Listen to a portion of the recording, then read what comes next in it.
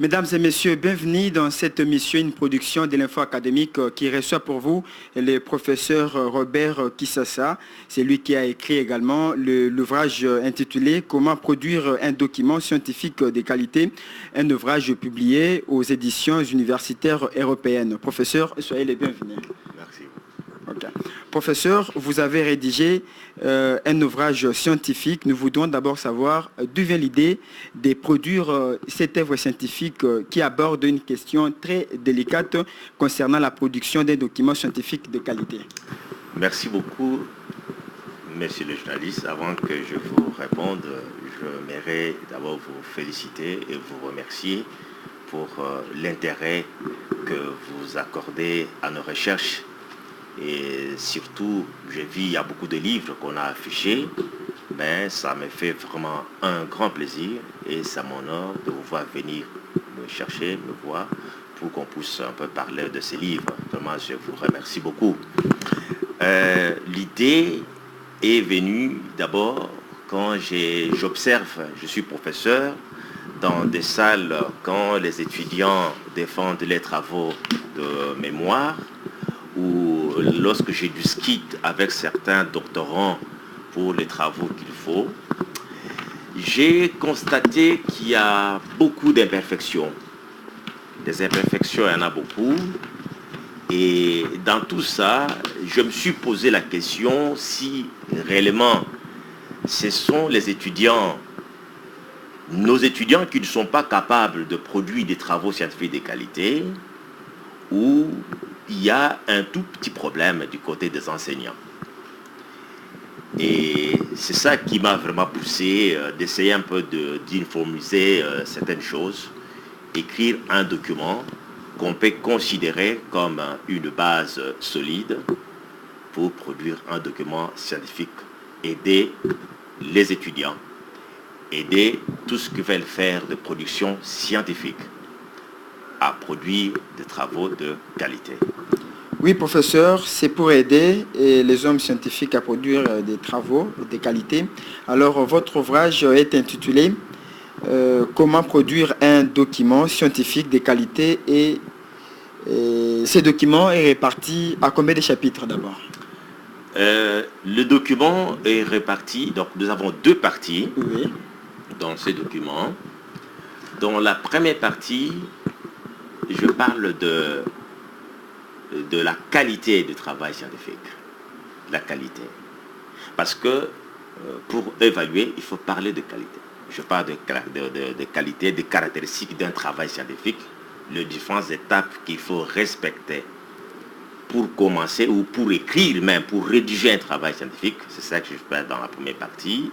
Et j'essaie de parler aussi de la revue de la littérature.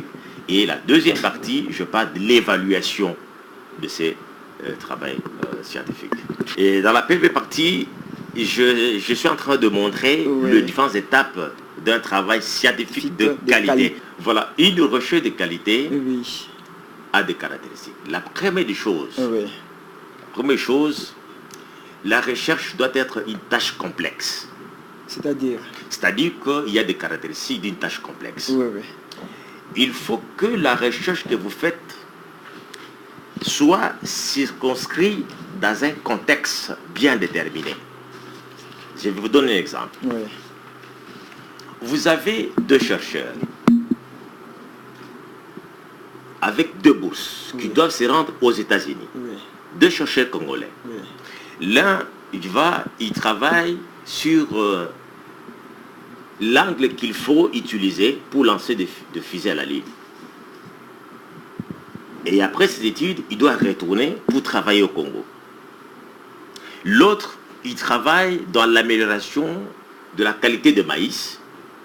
Comment produire de maïs qui vont résister à la chaleur. Bien qu'il y ait sécheresse, il faut qu'on produise beaucoup de maïs. Et le deuxième doit aussi retourner au Congo. Vous voyez, lorsqu'on regarde les deux recherches, les deux types de recherches, on voit que celui qui travaille sur le maïs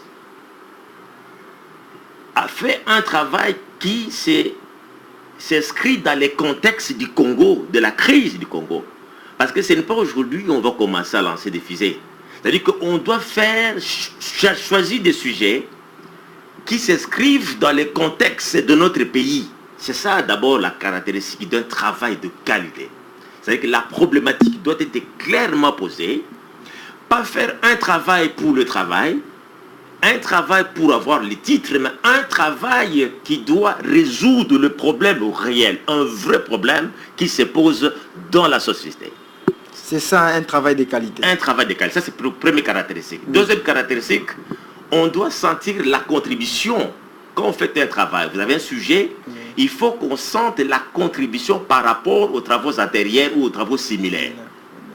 Pourquoi j'ai dit ça? Parce que dans des défenses, il nous est arrivé de poser des questions aux étudiants. Vous voyez les titres, on dit contribution à l'étude de ceci. Mais quand on pose la question, qu'est-ce que vous avez ajouté par rapport aux études antérieures ou similaires? Et on voit que le récipiendaire a du mal à répondre à la question. Troisième caractéristique d'un travail de qualité, c'est un travail qui doit relever un défi. Donc, lorsqu'on fait un travail, il faut qu'on sente que le travail relève un défi. Et pour que ça relève un défi, il faut des réponses élaborées, et inédites. Et là, c'est à partir de la question de recherche. Parce que dans un travail scientifique, il faut qu'il y ait la question de recherche qui donne lieu aux hypothèses. Donc, les hypothèses, c'est quoi? C'est ce qu'on appelle des questions, des réponses élaborées et inédites. Mais il y a beaucoup de travaux qu'on voit de mémoire.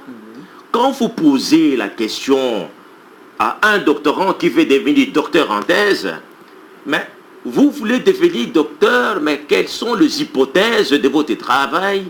Quelqu'un vous regarde, vous sentez que vraiment c'est tout un problème. Mais comment vous voulez devenir docteur sans hypothèse? Donc pour devenir docteur, docteur en thèse, il faut avoir les hypothèses et la question de recherche clairement déposée. Donc voilà, ça c'est le détail, c'est dans les livres. Ce sont là quelques caractéristiques d'un travail scientifique de qualité. Alors, comment commencer, quelles sont les stratégies pour commencer un travail scientifique? Voilà, pour commencer un travail scientifique, la première stratégie, c'est observer. Il faut qu'il se pose il faut qu'il y ait un problème. C'est-à-dire qu'il faut, un chercheur, n'importe quel travail que vous voulez faire, il y a deux voies. Soit vous partez des observations sur le terrain, un problème qui se pose. Tel que vous avez fait pour rédiger. Comme j'ai fait pour rédiger ici, par exemple, avec ce que j'ai pu observer, les difficultés que nos étudiants ont dans les présentations de travaux de mémoire, les étudiants n'arrivent pas à répondre à des questions. On pose la question, quel est le problème de recherche? Quelle est ta contribution? Quelle est la question de recherche? Quels sont tes objectifs? Les objectifs spécifiques? Donc, c'est sur base de ça, j'ai constaté qu'il y a des difficultés, même dans la méthodologie, dans la façon d'écrire, même dans la façon d'aborder les sujets. Et ça m'a poussé à écrire ces livres-là. Alors, maintenant, vous allez voir que dans ces livres, il y a un exemple très intéressant que nous avons donné. Un modèle. Comme je disais que la particularité de ces livres, c'est l'étude. Aussi, on fait l'étude des cas. Oui. Il y a beaucoup d'écriture scientifique. Oui. Mais ici, l'avantage, c'est que nous démontrons chaque étape par les exemples. Oui. Il y a plus de 42 exemples là-dedans. Alors, revenez un peu au premier chapitre. Vous l'avez intitulé « Différentes étapes d'un travail scientifique ». Alors, selon vous, quelles sont les différentes étapes d'un travail scientifique? La première étape, il y a d'abord la problématique. Oui. Ou problème de recherche. C'est-à-dire que lorsque vous voulez faire un travail... Est-ce que ça pose problème lorsqu'on écrit la problématique ou bien les problèmes de la recherche? Non, non, on peut écrire la problématique, on peut écrire problématique ou on peut écrire aussi problème. Mais non, de toute façon, c'est dans la problématique où vous parlez de l'impact de votre recherche sur la société, l'impact réel de votre recherche. C'est là-dedans. Donc on parle de l'impact réel donc de la recherche, n'est-ce pas, sur la société. Donc on peut parler de problème de recherche, mais lorsqu'on est dans la problématique, là-dedans, il y a, cela sous-attend, problème de recherche. Oui, et la deuxième étape? Deuxième étape, c'est la contribution. Oui. La contribution de recherche, c'est-à-dire qu'il y a les gens qui ont travaillé, eux qui ont fait des styles similaires. C'est là où on montre un peu l'originalité de ce que vous faites. C'est-à-dire que les gens ont abordé le même sujet. Oui. Pour que cela ne soit pas du plagiat, il faut qu'on sente que vous abordez quelque chose de plus par rapport aux études antérieures. C'est ça qu'on appelle la contribution. Donc vous devez démontrer que il y a eu les gens qui ont fait ce travail, mais moi, je ne refais pas le même travail. Je vais aborder cet aspect que les autres n'ont pas pu faire. Donc ça c'est la contribution de l'auteur. Oui, de l'auteur. Voilà. Alors on prend maintenant l'hypothèse. Non, l'hypothèse vous avez déjà parlé. L'objectif général et spécifique. Il se pose un petit problème. La différence, c'est comment? L'objectif général, c'est le ceci. Qu'est-ce que vous voulez faire par rapport au sujet, par rapport à la problématique? Qu'est-ce que vous voulez faire? Ça montre les soucis de l'auteur. Les soucis de chercheur, c'est qu'il compte réellement faire pour résoudre les problèmes qui se posent. Maintenant, les objectifs spécifiques, comment l'auteur va faire pour résoudre les problèmes-là. Et là, c'est pour cela qu'on utilise généralement le verbe d'action. Le verbe comme identifier, comme déterminer. C'est-à-dire que vous expliquez comment vous allez faire pour résoudre les problèmes. Donc, objectif général, votre souci, je vais faire ceci. Maintenant, comment vous allez faire ça, c'est spécifique. Donc ce n'est pas la suite des objectifs. Non, mais c'est les comment. C'est les comment. Les comment. Ah, bon. L'objectif général, quoi faire, et l'objectif spécifique, comment faire pour atteindre cela. Ok, c'est bon. Alors on prend les points 2, les premiers chapitres, revue de la littérature sur les sujets. Pourquoi la revue de la littérature d'abord? La revue de la littérature, ça... Moi, quand je travaille avec mes étudiants, je ne peux pas s'en passer. C'est très important.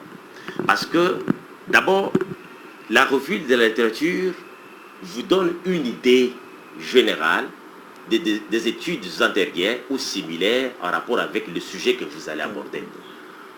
Pourquoi perdre beaucoup de temps et de moyens pour refaire un problème ou un sujet qui a déjà été fait, ou pour répondre à une question qui a déjà trouvé la réponse. Parce que dans chaque recherche, dans chaque sujet, il y a ce qu'on appelle la question de recherche, qui donne lieu aux hypothèses. Mais si vous n'avez pas fait la revue de la littérature, vous n'avez pas lu les autres, d'abord vous ne saurez même pas, vous allez faire du plagiat, et vous allez faire un cercle vicieux. Est-ce nécessaire seulement? C'est très important, c'est obligatoire même de faire. Pour chaque recherche scientifique, il faut la revue de la littérature. C'est obligatoire. Et d'ailleurs, avec la revue de la littérature, ça vous permet de mettre de bonnes hypothèses. Parce que quand vous posez la question de recherche, vous avez une question que vous posez. Si vous n'avez pas suffisamment lu les autres, vous ne saurez pas répondre. Parce que ce sont ces questions-là que vous allez répondre avec beaucoup de cohérence, avec beaucoup de rationalité. C'est sur base de la revue de la littérature que vous allez développer dans la suite. Avec une méthodologie un peu cohérente aussi. Alors le projet, quelle différence maintenant, quel rapport y a-t-il? En fait, y a-t-il un rapport entre la revue de la littérature et les projets de recherche? Bon, il n'y a pas forcément le rapport, mais il faut qu'il y ait absolument le rapport. Comment? Parce que quand vous faites la revue de la littérature, vous avez un sujet. Et il faut que vous lisiez, parce que dans la revue de la littérature, qu'est-ce qu'on fait? On sélectionne les ouvrages ou la documentation qui peuvent vous aider à faire une belle analyse, une belle discussion du travail que vous allez faire. Parce qu'après, quand vous aurez les résultats, il faut discuter. Il faut discuter les résultats, c'est-à-dire qu'il faut comparer ce que vous avez obtenu comme résultat par rapport aux résultats des autres chercheurs ou les résultats similaires. Et pour que vous fassiez une belle discussion qui permettra l'avancement de la science ou du sujet, il faut absolument une belle revue de la littérature. C'est pour voir ce que les autres ont fait. Oui. C'est très important. Oui. Alors les projets de recherche maintenant? Les projets de recherche, c'est... Pour faire le projet de recherche, il faut toujours tout tourner autour de la revue de littérature. Vous avez un projet de recherche, mais pour commencer les projets proprement dit, il faut lire d'abord. Vous devez lire, pourquoi? Parce qu'avec la littérature, ça vous permettra de vous montrer les bonnes méthodes à utiliser pour obtenir les résultats que vous cherchez. Donc vous avez un projet, Oui. mais pour que vous puissiez obtenir un bon résultat, il faut absolument cette revue. La revue de la littérature est incontournable, voir comment les autres ont fait. S'il y avait des imperfections dans leur méthode... C'est pas un problème de l'école, par exemple, parce qu'il y a certaines écoles qui disent non, voilà, et là-bas, il faut pas utiliser ces concepts, il faut plutôt utiliser un autre. Et la revue de la littérature n'a pas assez d'importance, il faudrait passer directement au travail pour éviter des remplissages inutiles. Non, mais d'abord je vous dirais que Oui. moi je ne partage pas ces points de vue. Oui. Ceux qui disent qu'il y a les écoles n'existaient pas. Nous avons l'écriture scientifique, la façon d'écrire un document scientifique. D'ailleurs quand nous publions, il n'y a pas question d'école. Moi je crois que parfois, ces histoires d'école, on connaît les conséquences. Parfois, c'est ça qui démotive un peu les jeunes gens qui viennent à l'université pour avoir leur thèse de doctorat, pour faire de grandes études. Parfois, ils sont découragés. Ils abandonnent leur thèse de doctorat. Ils abandonnent les travaux de fin d'études à cause du choix des écoles. L'école n'existait pas. Nous avons des modèles. Nous avons des modèles. On ne peut pas faire un travail scientifique sans avoir d'abord fait. On commence, la première étape, c'est la revue de la littérature. Quand il y a un problème qui se pose dans la société, vous avez un problème qui se pose, il faut commencer par lire d'abord ce que les autres ont fait en rapport avec le sujet.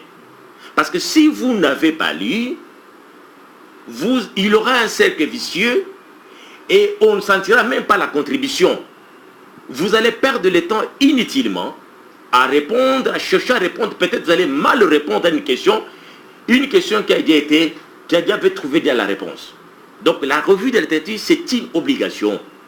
Et la façon d'écrire, de faire la revue de la littérature, c'est ce qu'on a bien détaillé dans ces livres-ci. C'est très bien détaillé. C'est bien détaillé. Comment est-ce qu'on fait? Nous avons donné toutes les étapes, comment est-ce qu'on fait la revue de la littérature, et c'est comme ça que ça se présente. Alors, nous voyons dans certains travaux de fin de cycle les étudiants, et on commence d'abord par l'intérêt du sujet avant d'aborder la problématique. Est-ce que cela aussi pose un problème? Bon, oui. En fait, il y a... Parce que certains disent non, c'est un problème, mon maître m'a demandé de faire ça, et l'autre on dit non, on ne peut pas commencer par connaître les problèmes, surtout il faut directement aller aux intérêts, c'est pratiquement impossible. Il faudrait d'abord connaître les problèmes. Mais quand vous avez, à principe, quand vous voulez, il y a d'abord un problème qui se pose. Oui. Les problèmes, l'intérêt, parce que vous savez, c'est... Dans la problématique, on peut aussi parler brièvement de l'intérêt du sujet. Par exemple, l'intérêt socio-économique. Il y a beaucoup d'intérêts. L'intérêt écologique, l'intérêt socio-économique et l'intérêt politique. On peut présenter aussi la problématique sous forme de l'intérêt. L'intérêt dont on parle, c'est pas comme vous avez des intérêts. Non, c'est pas ça. C'est l'essence de l'importance, de l'impact du sujet. Exactement. Sur la société. C'est ça qu'on appelle l'intérêt. L'intérêt socio-économique, une maladie, ça peut être un intérêt. Une maladie, par exemple. Vous voyez, ça sonne un peu mal, mais une maladie, oui, mais on peut dire l'intérêt socio-économique. Par exemple, la malaria. Lorsqu'on parle du paludisme, il y a un intérêt socio-économique parce que ça affaiblit les gens ne peuvent pas le travail. Donc, une maladie, ça peut être un intérêt. Mais en même temps aussi un problème. Donc, normalement, moi je propose qu'on écrive problématique. Et dans la problématique, c'est là où vous allez poser les problèmes clairement, que voilà, si ça dépend du sujet que vous êtes en train de parler. En même temps, vous parlez, vous essayez de parler brièvement, vous décrivez brièvement votre sujet. Voilà, il y a encore un petit souci auprès des étudiants. Des fois, ils se retrouvent devant un sujet qui, en fait, qui semble pour eux un peu compliqué. Alors, ils se posent des questions. Comment ils peuvent... Parce qu'il existe plusieurs méthodes. Alors, comment choisir telle ou telle autre méthode dans tel sujet? Quels sont les points de référence pour savoir que dans tel sujet, on peut prendre telle ou telle autre méthode? Oui, moi, je crois qu'à ce qui concerne la méthode à Oui, utiliser, oui. il y a, lorsque vous voulez, c'est quoi je disais que tout revient autour de la revue de la littérature. Oui. Avant de choisir une méthode, il faut voir d'abord les hypothèses que vous voulez vérifier. Les hypothèses, ou l'hypothèse que vous voulez vérifier. Vous avez une hypothèse. À chaque hypothèse correspond un type d'échantillonnage que vous allez faire pour cette hypothèse-là. Et à chaque échantillon correspond un test ou la méthode à utiliser. Donc, la méthode à utiliser dépend de l'hypothèse que vous voulez vérifier. De l'hypothèse, vous voyez, quand vous regardez dans le livre, vous allez voir que nous avons proposé même des méthodes. Ça dépend. Et quand vous utilisez une méthode, il faut être à mesure de motiver les choix de l'utilisation de cette méthode-là. Mais, quel que soit le choix, il faut qu'il y ait une corrélation entre la méthode que vous utilisez et l'hypothèse que vous voulez vérifier. Donc le choix de la méthodologie dépend de l'hypothèse que vous voulez vérifier. Et dépend de la façon dont vous avez procédé pour faire votre échantillonnage. C'est ici qu'en rapport avec l'échantillonnage, par exemple, on parle de tests paramétriques, non paramétriques, parce qu'à fonction de la façon dont vous avez fait votre échantillonnage et à fonction de l'hypothèse que vous voulez vérifier. Donc on ne choisit pas la méthode au hasard. Mais pour que vous soyez bien orienté, il faut d'abord lire les autres. Et c'est quoi? Tout tourne autour de la revue de la littérature. Voir un peu ce que les autres ont fait. C'est parce que c'est à ce moment-là que vous pouvez corriger. Lorsque vous corrigez une méthode que l'autre a faite, qui n'a pas abouti à un bon résultat, c'est ça qui va vous permettre de dire que voilà, l'autre a fait ceci, il a trouvé, mais il n'avait pas tenu compte de ceci. Et moi j'ai fait ça, j'ai trouvé. Et c'est ce qui pourrait justifier la différence que nous avons trouvée. Ça, c'est la partie discussion. Donc, vous voyez, c'est très beau. Ok, c'est très beau. Ok, merci beaucoup. Alors, quels sont les matériels et méthodes ou méthodologies à utiliser dans une recherche? Entre autres, le milieu d'études, matériel, méthodologie, et ainsi de suite. Donc, ça dépend le matériel. Oui. Quand vous êtes en chimie, vous avez des matériels que vous allez utiliser. Quand vous êtes en biologie, quand vous êtes en droit, le matériel ou la méthodologie, ça peut être questionnaire d'enquête, surtout en droit ou en sciences des communications, souvent on utilise des questionnaires d'enquête. Donc ça dépend du domaine où vous trouvez. Mais le plus important, c'est être capable de justifier la méthode que vous avez choisie. Motiver le choix de votre méthode. C'est ça qui est plus important. Voilà, votre ouvrage, comment produire un document scientifique de qualité, nous montre encore ici, alors nous propose comment présenter les résultats. Oui. Ça c'est très important. Ah, mais nous avons tout vu. On ne nous présente pas les résultats. Il y a des principes, il y a des normes pour présenter. Pour ne pas entrer en détail, parce que dans le livre, vous pourriez bien voir ça dedans. Par exemple, les tableaux. Vous n'allez pas mettre les titres, et ça ne dépend pas de l'école, mais c'est comme ça que ça se présente. Il n'y a pas d'école là-dedans. Vous ne pouvez pas mettre les titres du tableau en bas. Mais par contre, pour les figures, les titres, c'est en bas. Ça, c'est un exemple. Lorsque vous présentez, par exemple, un tableau avec des moyennes, ça ne dépend pas de l'école. Vous devez mettre les écarts types. Moyenne, vous mettez, par exemple, plus ou moins, là ce sont des écarts types ou erreurs types, plus ou moins, par exemple, 0,1. Quand il y a des moyennes. Et puis, il faut montrer aussi la taille de l'échantillon. Parce que quand vous mettez plus ou moins, il faut y avoir la taille de l'échantillon. Lorsque vous faites le courbe, par exemple, dans le courbe, il faut qu'on voie aussi les écarts ou les erreurs types. On doit voir ça. Ce sont des principes. Et c'est comme ça que ça se passe. Ça ne dépend pas de l'école. À moins qu'on se cache derrière un peu de l'ignorance parce que les gens ne veulent pas lire, les autres, pour qu'on parle des écoles, mais il n'y a pas d'école, mais c'est comme ça que le travail scientifique se présente. Alors, nous voulons terminer. Comment pourriez-vous en fait évaluer des travaux, des mémoires et des tâches complexes? Oui, pour évaluer les travaux des mémoires, il faut que les consignes doivent être claires. On ne peut pas évaluer s'il n'y a pas de consignes. C'est-à-dire que lorsque vous voulez évaluer, c'est comme vous voyez, nous avons d'abord, dans la première partie, moi, comme la qualité est abstraite, j'ai montré ce que moi j'appelle qualité. J'ai donné les critères pour qu'un travail soit un travail de qualité. Et c'est sur base des critères clairement définis qu'on peut évaluer. Donc on ne peut pas évaluer si les critères d'évaluation ne sont pas clairs. Si les critères d'évaluation ne sont pas clairs, à ce moment-là, on parle de la subjectivité. Alors, professeur, en conclusion, qu'est-ce qu'on peut retenir de votre ouvrage? Moi, ce que je dirais, mon souci est vraiment que l'État, les gouvernements puissent nous aider.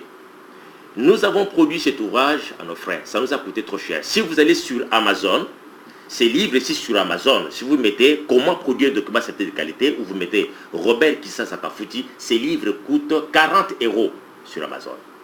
On n'a pas produit ces livres pour qu'ils soient consommés à l'étranger, en Occident.